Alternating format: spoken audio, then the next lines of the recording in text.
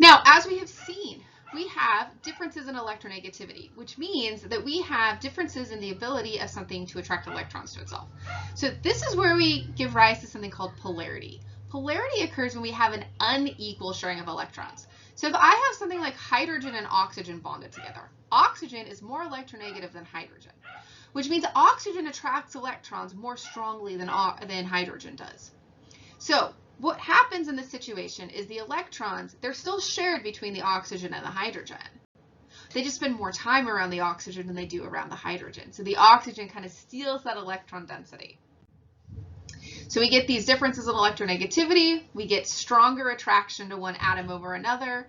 And so when we have these differences in electronegativity, we do have sharing, but it's unequal sharing. Okay? So when I look at this, when I look at the differences in electronegativity, I can get what's called a pure or nonpolar covalent bond when I have little to no difference in electronegativity.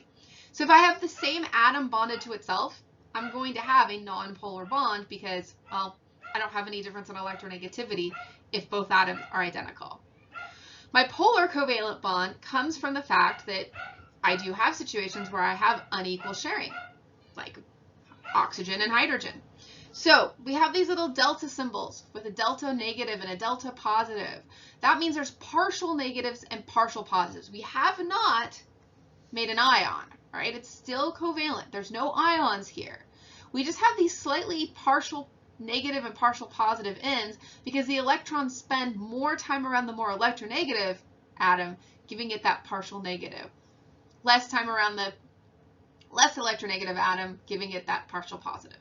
And the ionic bond comes from when we have a full transfer of electrons. And we see these ionic bonds in our metals and nonmetals together because our metals have low electronegativities. Our nonmetals have high electronegativities, which give us that ability to fully transfer the electron.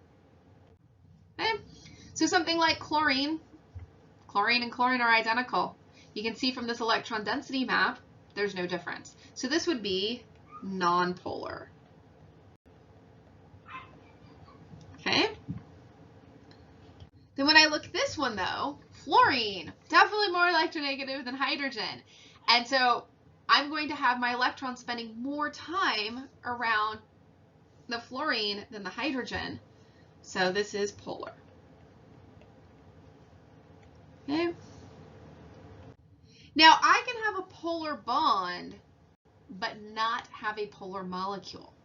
So if I have perfect symmetry, I don't have a polar molecule. So in a situation like carbon dioxide, okay, oxygen and oxygen are identical. So while this is a polar bond with the partial positive on carbon and partial negative on oxygen, if oxygen and oxygen are identical, I'm going to get an equal pulling.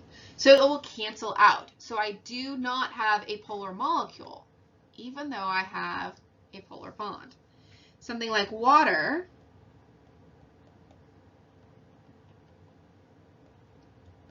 I have a partial that goes this way, a partial that goes this way. So I have an overall that goes that way. So water is a polar molecule, okay? Because if, again, we look at this, all right, they don't cancel each other out because they're bent at that angle. One's going this way, one's going this way, and so we get a net direction of polarity up the center there. When I look at something like ammonia, okay, I've got a diagram of it down here. Same sort of thing. We've got polar bonds going, and then they converge going up.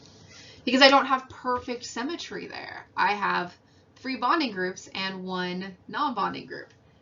Same thing with my oxygen. I've got these bonding and these non-bonding. And so we get this angle that converges up there. Okay?